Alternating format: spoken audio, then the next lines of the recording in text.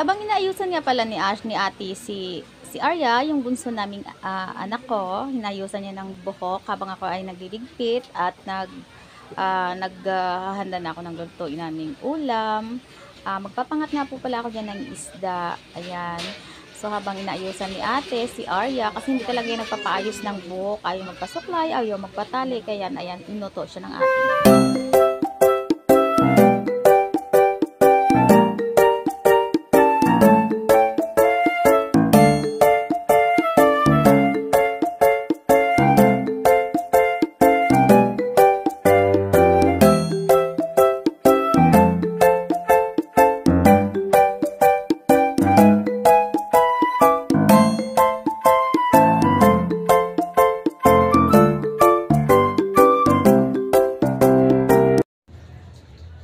Ayan guys, at naluto na nga po yung aking pangat dyan na ginawa. So, kaninang tanghali pong aming ulam dyan. So, ayan.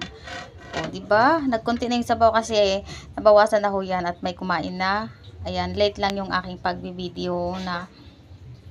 Ayan, tapos na. Thank you for watching mga lord. See you in my next vlog.